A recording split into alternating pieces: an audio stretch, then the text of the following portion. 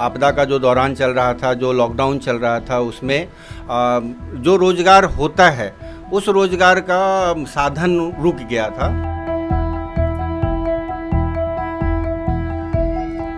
जो गांव के कलाकार हैं उनके लिए ऑनलाइन या डिजिटल कुछ भी नहीं है, वो भी अभी उसी भरोसे हैं, अपने काम के भरोसे बैठे हुए हैं।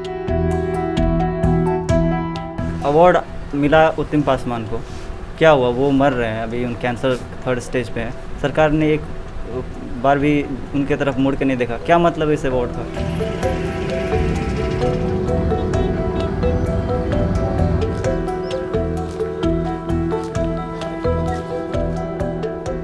Hello and welcome to the Quint. मैं हूं शादाब मोइज़ी। और जब आपदा में अवसर की बात प्रधानमंत्री नरेंद्र मोदी करते हैं तो मधुबनी पेंटिंग की भी बात आती है, क्योंकि प्रधानमंत्री नरेंद्र मोदी ने अपने मन की बात में मधुबनी पेंटिंग की बात की थी और जो मैंने मास्क लगा रखा है वो भी चर्चा में था।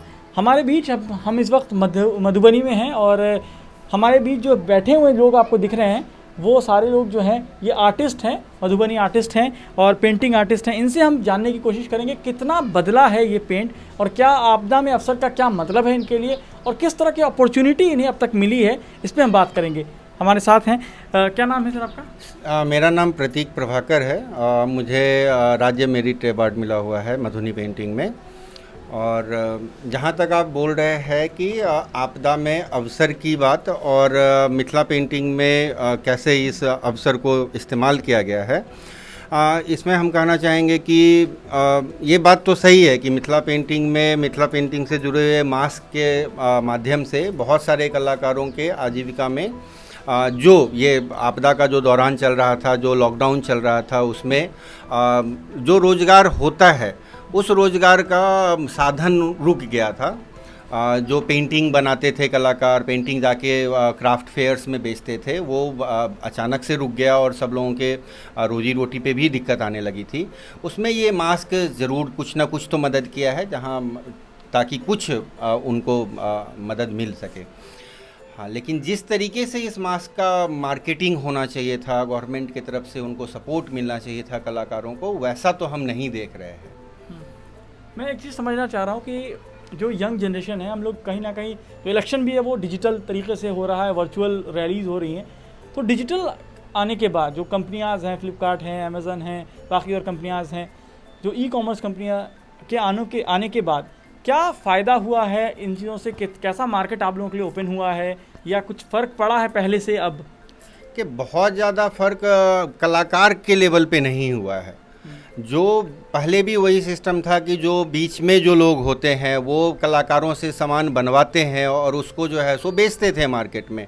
अभी भी कमोबेश वही साथ चल रहा है कि जो गांव के कलाकार हैं वो तो फ्लिपकार्ट, अमेज़न और ऑनलाइन मार्केटिंग को उतना अंडरस्टैंड नहीं कर पा रहे हैं अभी भी। उसके माध्यम से क्या है कि अभी जैसे कोई बिचौलिया आदमी है, वो कलाकारों से 10 रुपये में मास्क बनवा लिया, 20 रुपये में मास्क बनवा लिया और फिर उसको मार्केट में जाके आप देखेंगे 100 रुपये, 150 रुपये, 200 रुपये तक बिकता है। लेकिन कलाकारों का फ़ायदा तो सीमित ही रह गया। कलाकारों का फ़ायदा वही है जो कि पहले भी था, आपदा के दौरान भी वही है और कम ही हो गया है, ज़्यादा नहीं हुआ है। लोग अपने भरोसे हैं, जो उनके घर में जो ये है, जो ऑनलाइन जो इन सोशल मीडिया से जुड़े हुए, वो किसी तरह तो अपना रास्ता खुद बना रहे हैं स्लोली।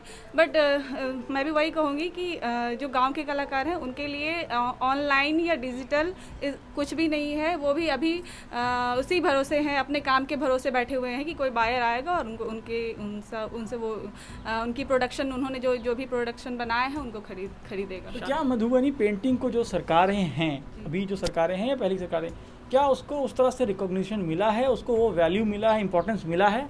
ऑनेस्टली स्पीकिंग सरकारें आती हैं जाती हैं, लेकिन वो काम करती हैं तो अपने फ़ायदे के लिए ही करती हैं। जब भी हुआ है, यदि सरकार की बात करें, यदि सरकार के काम की बात करें तो मैं ये कहना चाहती हूँ कि यहाँ कलाकार बहुत हैं। यदि वस्त्र मंत्रालय जो है उसकी बात करें तो 40,000 कलाकार रजिस्टर्ड हैं। यदि आप वहाँ के उससे ज़्यादा भी हो सकते हैं, रजिस्टर्ड हैं, सबके पास काम है। लेकिन क्या है कि मार्केट नहीं है। हमारे यहाँ रांटी और जितवारपुर को हब माना जाता है मधुबनी आर्ट के लिए, लेकिन जब बाहर से लोग आते हैं तो उन्हें देखना पड़ता है कि कहाँ से वर्क लें और कहाँ से खरीदें। तो एक प्रॉपर जो गैलरी, इतने आर्टिस्ट के बीच में एक गैलरी प्रॉपर नहीं है। जो हब है जितवारपुर, वहाँ एक गैलरी नहीं है, वहाँ एक स्टूडियो सरकार को चाहिए था कि एक स्टूडियो होना चाहिए जहाँ लोग बैठ के काम करें और डायरेक्ट कॉन्टैक्ट गवर्नमेंट से नहीं है, तो वो मुझे मिसिंग लगती है। तो मतलब यहाँ पर आर्ट गैलरी नहीं है, हाँ। मधु पेंटिंग के लिए कोई मार्केट नहीं है, जो लोग कोई बाहर से अगर खरीदने आता है तो नहीं खरीद सकता है। तो ये जो मैंने मास्क लगा रखा है ये हमने यहाँ मतलब ये 50 रुपये में मिलता है। क्या इस 50 रुपये में ये जो मास्क मैं पहन रहा हूँ, क्या इसका सच में उतना पैसा आपको मिल पा रहा है? उसकी अहमियत मतलब आपको फ़ायदा हो रहा है? क्या सही है ये? नहीं, कोई सही नहीं। ये तो मजबूरी है, जीवन यापन करने के लिए 50 रुपये में मास्क बना के दिया जा रहा है, क्योंकि अभी हम कुछ कर नहीं सकते। अगर जो भी पेंटिंग्स बनाते हैं वो हमारे पास रखा रह जाएगा, वो 6 महीने 1 साल में बिकेगा। 6 महीने साल भर तक हमारा बच्चा या मैं खुद भूखा तो नहीं रहूँगा। जीवन यापन करने के लिए ये मास्क हम लोग 50 रुपये में बना के आपके हाथ से, उनके हाथ से, उनके हाथ से बेचते हैं। क्या नाम है आपका? मेरा नाम संतोष पासवान हुआ। संतोष, एक बात बताइए कि यानी आप कुछ कहने बोलिए। अभी जैसे कह रही थी शालिनी जी, जो यहाँ पे एक स्टूडियो होता है जहाँ पे सब कलाकारों का सामान एकत्रित होकर वहाँ से अगर कोई बायर आता तो उसमें सबको चांस मिलता है। जैसे हमारे मोहल्ले में कोई आ गए, आपका टारगेट है कि हमें 5 लाख का मधुबनी पेंटिंग कलेक्ट करना है, तो इसी मोहल्ले में 5 लाख का पेंटिंग कलेक्ट हो गया, पीछे वाला छूट गया, फिर वहाँ मिस हो गया। अगर यहाँ एक स्टूडियो रहता तो उसमें सबका 10, 5, 15 जो भी हो, 2 ही हो, सबका पेंटिंग रखा रहता है। अगर कोई बायर आता है वो पहले जाते उन स्टूडियो में, वहाँ पे सबका कुछ ना कुछ होता है। जैसे अभी पिछले 4 साल से जितवारपुर गांव को शिल्प ग्राम घोषित किया गया है। पिछले 4 साल पहले से ही शिल्प ग्राम के नाम से जितवारपुर के ऊपर राजनीतिक चलती आ रही है, लेकिन अभी तक शिल्प ग्राम में कोई काम नहीं हुआ है। थोड़ा मैं देख रहा हूँ यहाँ पे नाराज़गी है थोड़ी। क्यों नाराज़गी? जब सरकार आपको अवार्ड्स की बातें कर रही है, आपको रिकॉग्निशन दिला रही है, सम्मान दिला रही है, फिर क्या कहाँ प्रॉब्लम है? देखिए, अवार्ड जो है वो उसका कुछ मतलब होना चाहिए, ठीक है। ये उत्तम पासवान है जो अभी 3rd स्टेज कैंसर में वो सर्वाइव कर रहे हैं और नेशनल अवार्डी हैं। तो स्टेट तो छोड़ दी, नेशनल तो छोड़ दिए, स्टेट वाले भी उनको देखने नहीं आए, ठीक है। वो संतोष जी बता ही रहे थे कि उन्होंने कितना पीएमओ को भी लेटर लिखा, कुछ नहीं हुआ उससे। तो अवार्ड मिलने का कुछ मतलब होना चाहिए, ठीक है। किसी आर्टिस्ट को आप अवार्ड देते हैं, उसको सम्मान के साथ दीजिए, उसके साथ उसको पता चले कि हाँ मुझे अवार्ड मिला है ना। तो उनको क्या मतलब है अगर एक चीज़ शील्ड कहीं पे रखा हुआ है, उससे कुछ नहीं फ़र्क पड़ती है उनके ज़िंदगी में। मधुबनी पेंटिंग में जितवारपुर, रांटी या किसी भी गांव में आप जाइए, अगर आप सरकारी जो चीज़ें चल रही हैं, ट्रेनिंग प्रोग्राम चल रहा है, कुछ भी चल रहा है, उनको हटा दीजिए, गांव से निकाल दीजिए उन सारे प्रोग्राम को। कोई फ़र्क नहीं पड़ने वाला किसी कलाकार को, क्योंकि वो खुद के बल पे अपना काम कर रहे हैं। उर्मिला जी, आपके सामने ये सारे बच्चे ही हैं, आप एक पुराने ज़माने से काम करती आ रही हैं। उस ज़माने में और अब में आपको क्या फ़र्क दिख रहा है? क्या इन लोगों की नाराज़गी जायज़ है? ओहि जमाना में तो बहुत हमरा तकलीफ है, बहुत पेंटिंग हम तो भास्कर कुलकर्णी अयलै तो दवाल पर से माटि के बने, तो ओ कहलकै से माटि के से बनल छै, ओहि पर से पेपर पर बनायब अहाँ सब कागज पर। तो सब हमर मामी छलखिन चानो देवी, से हम सब कहले हाँ बनायब।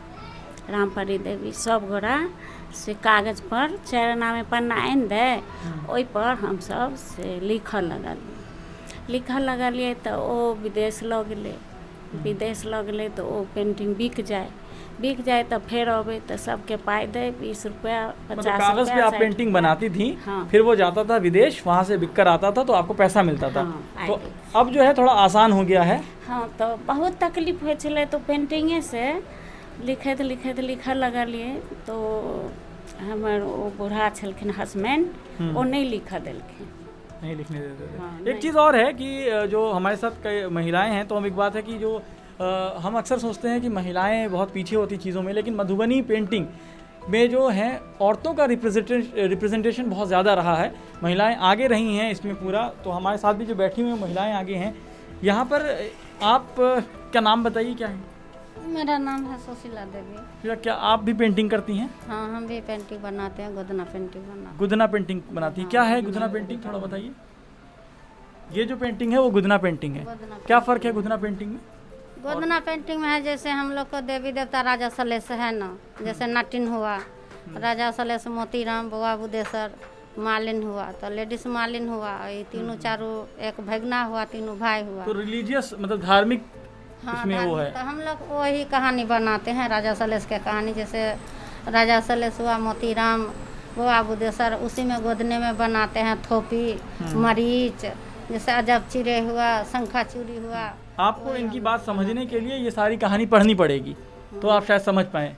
जो मिथिला के हमारे जो आर्टिस्ट हैं, इनकी शिकायत बस इतनी सी है कि हमें मास्क तक ही सीमित ना रखा जाए, इनको गैलरी भी चाहिए, इनको स्टूडियो चाहिए, उनको काम करने का एक जगह चाहिए जहां ये सारे लोग अपने जो इनके पास टैलेंट है वो बाहर आ सके और इनको एक प्रॉपर मार्केट मिल सके जो इनको अब तक नहीं मिला है। तो बाकी खबरों के लिए जुड़े रहिए द क्विंट और क्विंट हिंदी के साथ।